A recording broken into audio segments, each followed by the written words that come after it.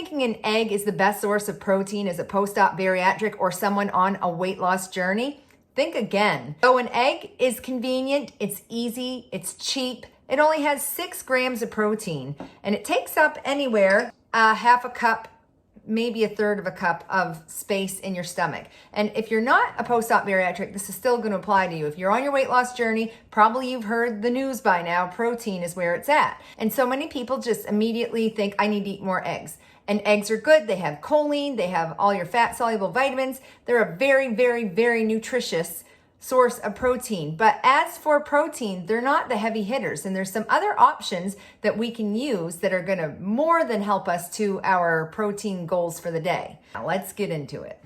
For the same amount of pouch space or room in your stomach, we're going to be able to find a lot more sources of protein than an egg. So nutritional yeast has all of your B vitamins in it. It doesn't take up a lot of pouch space. I wouldn't just sit down and eat this because this is what it looks like. It actually kind of looks like cheese, and that's a good thing to remember because it actually tastes like Parmesan cheese. It's an excellent source of protein. It's not expensive. It's easy to get. You can get it right at Walmart. This brand is Bob's Red Mill, and you can get it on Amazon delivered right to your house. But a quarter of a cup of this is going to have 8 grams of protein, which means a half a cup is going to have 16 grams. So depending on how much you use, this is going to be more than just your egg.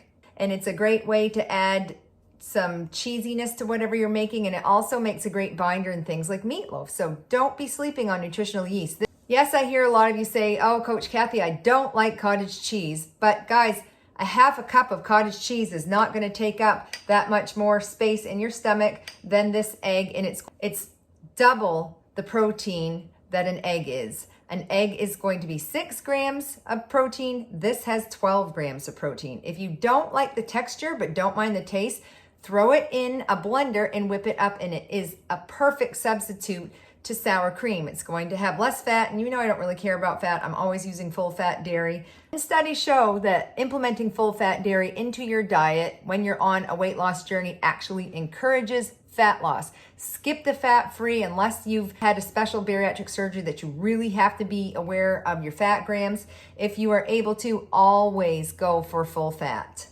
And even more than that, for our full fat dairy is going to be a half cup of Greek yogurt, plain Greek yogurt. This brand is Liberty.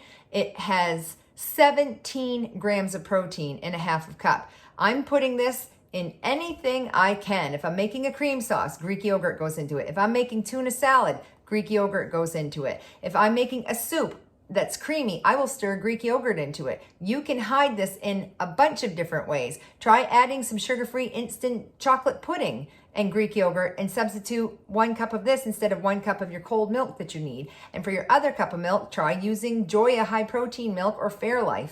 You don't have to use regular cow's milk. It has a lot of sugar. It has lactose in it, which can be inflammatory for some people, and it doesn't have as much protein as those 2 brands I mentioned, either Joya or Fairlife.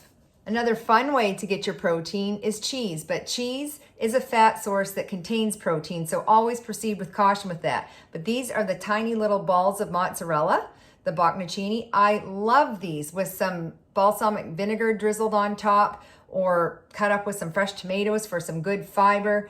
Just 2 ounces of the baby mozzarella pearls is going to give us 10 grams of protein. So this is a great way to have a high protein snack. It's not going to take up a lot of pouch space, or it's good to top your salads with, or to protein load like I've talked about in previous videos. If you missed that, make sure you check my video on protein loading, because this is exactly what I'm talking about, combining all of these different protein sources so that for every bite that you take, you are getting the most protein bang for your buck.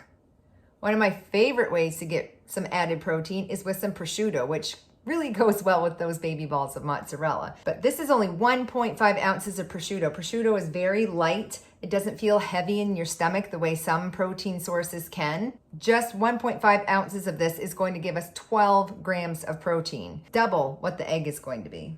This one should be obvious. It's one that most people do like, but this is what a half a cup of chicken breast looks like. And for a half a cup, you're going to be coming in at 21 grams of protein as opposed to 6. So yes, it's going to take up a little bit more pouch space because this is hitting around 1/3 of a cup and this is right around 1/2 a cup. But as you can see, there's not much difference, but there's a big difference in protein. Don't be sleeping on your chicken.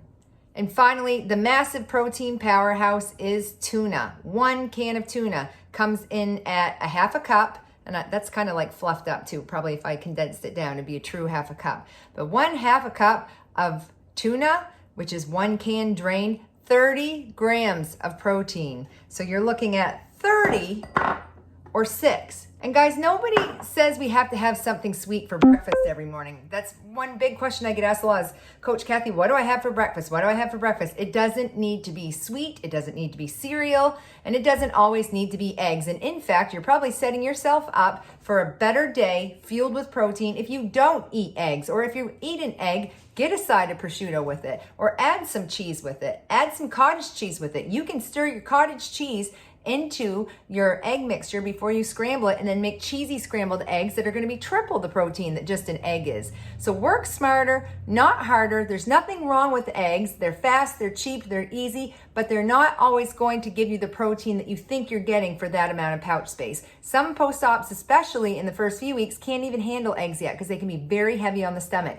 So if you want to see more content like this, please hit like and subscribe and share this video and stick around because there's going to be lots more to come. And that's all for now. Bye.